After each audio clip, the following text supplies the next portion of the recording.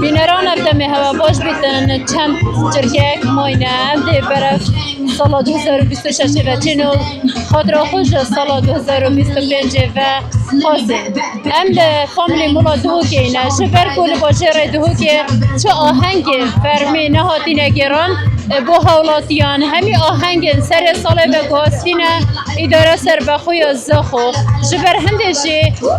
اف بازار شوه و لهنده کافه و رستورانتان آهنگ تایبت هاتی نداناش با هنده گنج و حولاتی قستا وانجه هم بکن و دو ماهی دمین خوین سال 2025 لی ببورین ام ده چیند ناف حولاتیان دا برسیار لیکین جبر کو گله گشتیار جی هاتی نویره گله گشتیاران قستا باشه ردو که کریه لی با آهنگ آن قستای داره سر بخوی زخود کن جبر کو آهنگ لویره هاتی ندانان و لویره آهنگ تینه و گوهستن خاطن تویا باشی؟ سر چاواز باز بوده هر سال انشالله. اول سال 2025 به ماهی کار تا چه هیویه که با سالانه؟ خودی هیویا من اوه که ام پیش کبین و ام خوشی بجین و یک ثانی و کبی بالا ببین. تو اکو که چکت پلان اک دانایه با سال 2026 بله اوه پلان من اوه که از بخوینم که بمه دروناز بله بینران اوین هنده دیمنان دادو بینن و کمک حولاتیان جماره که زیده جگشتیاران جی قستا باشه ردو که کریه بو هنده دم خول بره ببورینن اوین دوینه آندا امل فامیلی مولا دهو که اینه گلک حولاتیان قستا بره کریه جبو هنده دماهی دمین خواه که ما مجب بکری ببورینن و خاطر خوش سال 2025 بخوازن و قصد سال جندلت خوش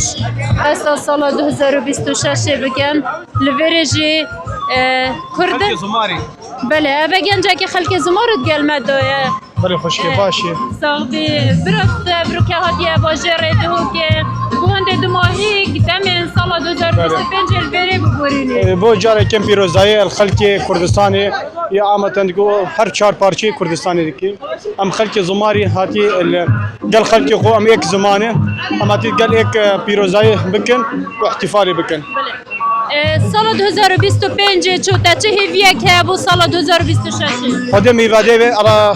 الله سبحانه وتعالى موفق بکی و همی خلک کردستانی توفیق بکن بله بله بینران اوین هند دیمنان دادو بینن آهنگ و دلخوشی ها کمک خلکی الباجر دو که قصدا بره کریه گله گشتیار هاتینه جبو هند دمه که خوش لوره ببورینن اول هیوینا سال 2026 بهتن بو هند لوره جا آمده کاری هاتینه کرن یارین آگیری دهنه هاویتن و حالاتی دیدوان آهنگان داد برهف بنو ادبش دار بر